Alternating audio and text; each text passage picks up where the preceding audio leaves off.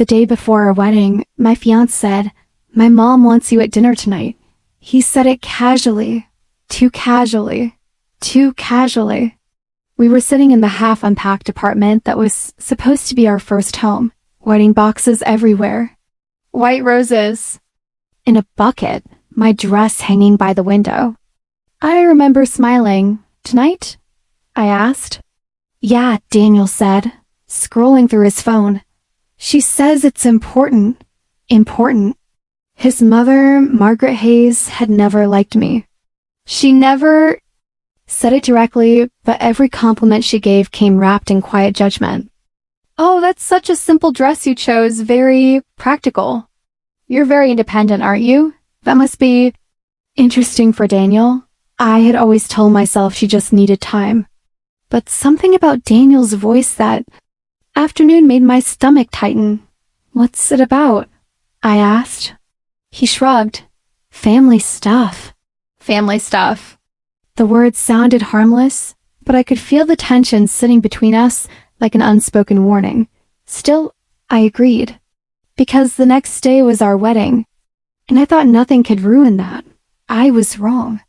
Margaret's house looked exactly the same as always: perfect hedges, polished windows, a porch light that glowed like a silent judgment. When Daniel and I walked in, the dining room table was already set. But something felt off. The table had 6 chairs. Daniel's parents, Daniel, me, and 2 empty seats. "Who else is coming?" I asked. Margaret gave me a thin smile. "You'll see." The doorbell rang. Daniel's sister, Olivia, walked in first, carrying a bottle of wine. Behind her was someone I didn't recognize. A woman, tall, beautiful, confident. She looked like she belonged there. My chest tightened.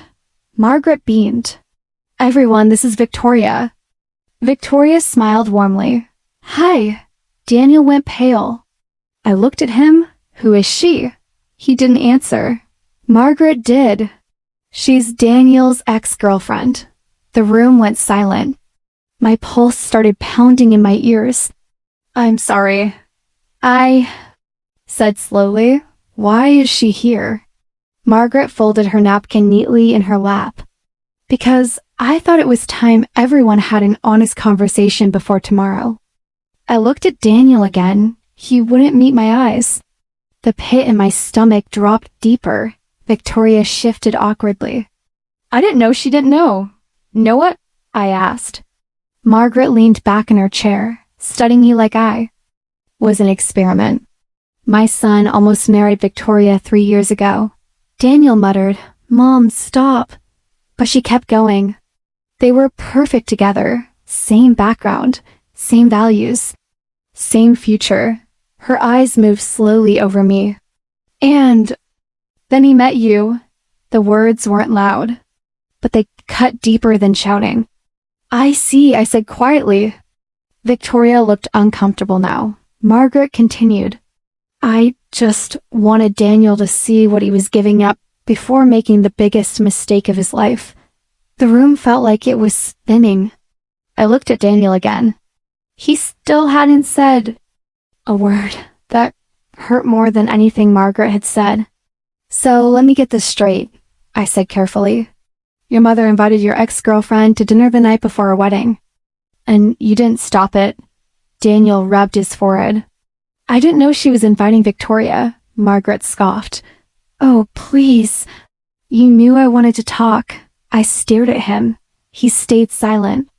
And in that moment, something inside me cracked. Not loudly, not dramatically, just quietly. The kind of break you feel in your bones. I realized something terrifying. Daniel wasn't defending me. Not once, not even now. And if he couldn't stand up for me the day before our wedding, when would he ever? Dinner continued like nothing was wrong. Margaret talked about Daniel and Victoria's old vacations. Olivia laughed at stories I'd never heard. Victoria looked increasingly uncomfortable. And Daniel kept drinking wine. I barely spoke, but I watched. I listened. And by the end of that dinner, I had made a decision. a decision no one at that table saw coming. The next morning was bright and beautiful. Sunlight poured through the chapel windows. Guests filled the pews. White flowers everywhere. My bridesmaids buzzed around me excitedly. "You look incredible," my friend Jenna whispered as she adjusted my veil. I looked in the mirror. The dress was perfect. The makeup, flawless. No one could see the storm behind my eyes. "Are you nervous?" Jenna asked. I smiled. Not anymore. At the front of the chapel, Daniel waited with his groomsmen. He looked relieved when he saw me walking down the aisle. Like everything had worked out. Like the dinner hadn't happened. Like I had simply swallowed the humiliation and moved on. Margaret sat proudly in the front row. Victoria was there too. Margaret had invited her to the wedding. Of course she had. The ceremony began. Soft music played. The officiant smiled warmly. "We are gathered here today." I listened quietly, calm, composed, waiting. Then the officiant turned to me. "Do you, Emily Carter, take Daniel Hayes to be your husband?" The chapel went silent. Every eye turned toward me. I looked at Daniel. He looked nervous, but hopeful. Like he expected the word. Yes, the word that would erase everything. I took a slow breath. And then I said calmly, "No." Gasps rippled through the room. Daniel blinked. Like he hadn't heard correctly. "What?" I turned to face the guests. "I can't marry a man who lets his mother humiliate the woman he claims to love." Margaret's face went white. Daniel stepped toward me. "Emily, don't do this," I continued. Last night, Daniel's mother invited his ex-girlfriend to dinner the night before our wedding. The room erupted in whispers, and Daniel sat there and said nothing. Margaret stood up. "This is outrageous." I held up my hand. "Oh, I'm not done." Then I turned toward Victoria. "Victoria, I'm sorry you were dragged into this mess. You seem like a lovely person." She looked shocked. "But this isn't about you." I faced Daniel again. "This is about a man who won't stand up for the person he's supposed to protect." Daniel's voice cracked. "I love you." I nodded. "I believe you think you do." Then I gently took off the engagement ring.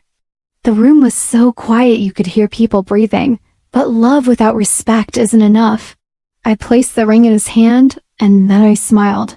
Not angrily, not bitterly, just peacefully. "Good luck finding someone your mother approves of." Then I turned and walked down the aisle, alone, but free. The story didn't end there. 3 months later, I received a message from Victoria. "Hi, Emily. I just wanted you to know something. We met for coffee." She looked relieved to see me. "Margaret contacted me after the wedding," she said. "For Daniel?" Victoria laughed softly. "No, for herself." Apparently Margaret had blamed Victoria for the wedding disaster. Then Daniel finally did something surprising. He moved out of his parents' house for the first time in his life, and he kept contact with Margaret.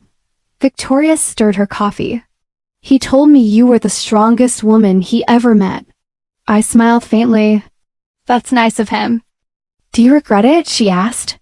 I thought about that moment in the chapel, the silence, the gasps, the look on Margaret's face, and the strange, powerful calm I had felt walking away. "No," I said, "not even a little." Because sometimes the best revenge isn't hurting someone. It's refusing to let them hurt you again. And that day, in front of everyone who expected me to say yes, I chose myself instead.